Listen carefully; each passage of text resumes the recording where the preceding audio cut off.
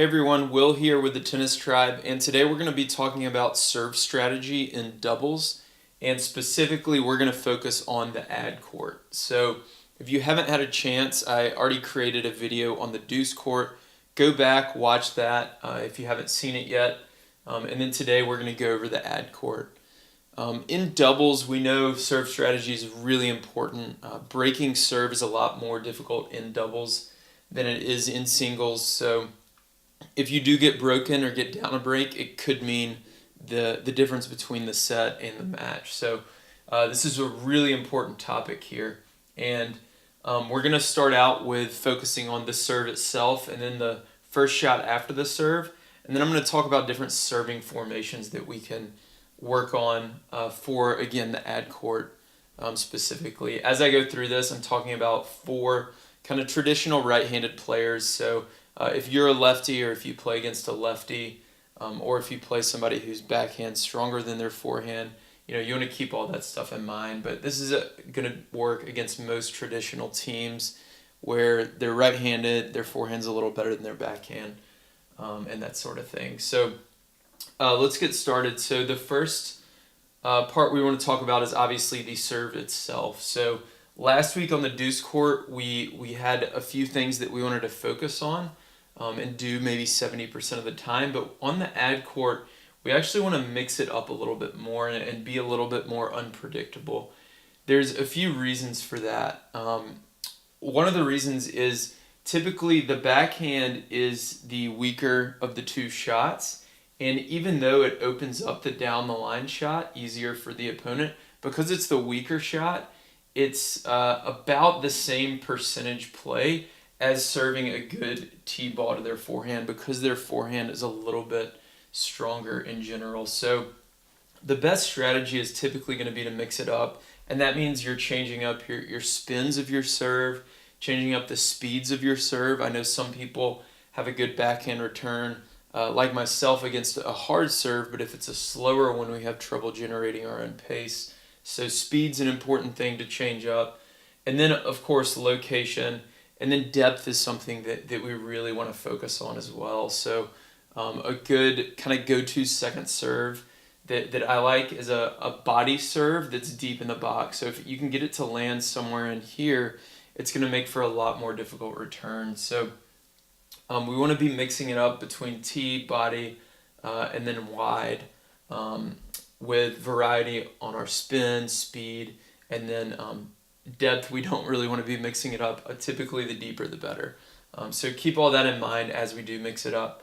What we're going to be looking for is kind of a weakness for the opponent. So a lot of the time when we're going wide, we're opening up that down the line shot. So our partner has to be a little more careful about poaching.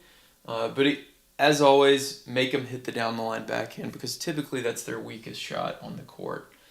So next we'll talk about that. We'll talk about the serve plus one. So this is the first shot after the serve. So when they make the return, what is the net player looking to do here? So it's a little bit more difficult position here on the ad side for the net player because they have a backhand volley if they do come across and poach. So with that in mind, we want to be a little bit smarter and maybe not quite as aggressive with our poaching or our pinching. That said, since the forehand volley is on this side, we probably have a little bit more range to go back and get that down the line shot. So just keep that in mind as you're deciding to poach or pinch or fake.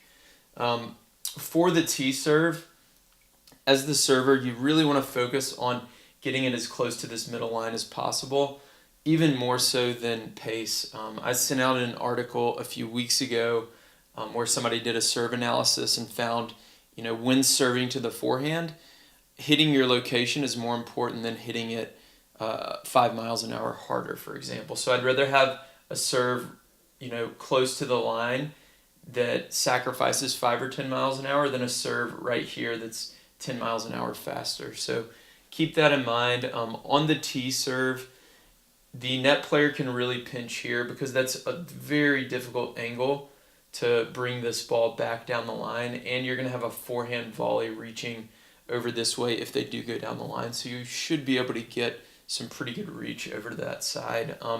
And then being able to pinch will give them a really narrow window cross court. So for a tee serve, communicating with your partner, typically pinch is the best play.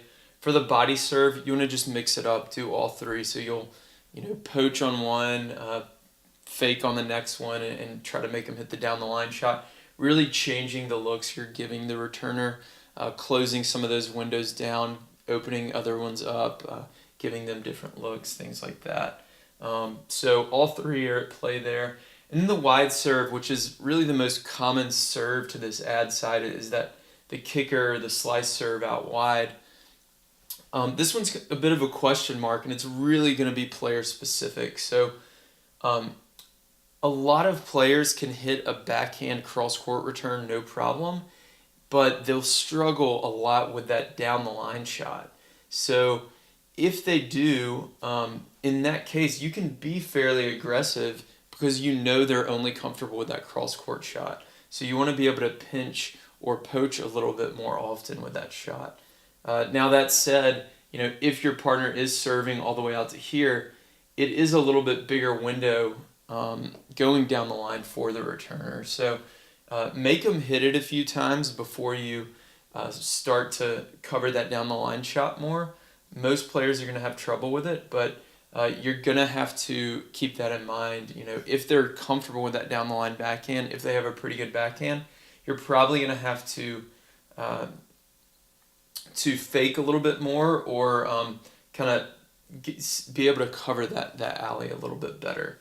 So keep that in mind. It's going to really depend on your partner's serve, how strong it is, as well as the returner's comfort with that down the line backhand. Another option on the ad side, and we didn't cover this last week with the deuce side because typically against two right-handed players you want to stay conventional on the deuce side, but on the ad side we can actually try I formation or Australian formation. I've got a whole video on different serve formations, so go back and check that out. In fact, I'll link to it below for you. But in general, the idea here is if you move over here and let me just erase it here. So if you move over here and then your partner is serving from here, they serve and have a forehand right here. And then you also have a forehand volley right here. And you're forcing the opponent to hit a down the line return, which is a lot more difficult. So this is Australian. You can do I and go left.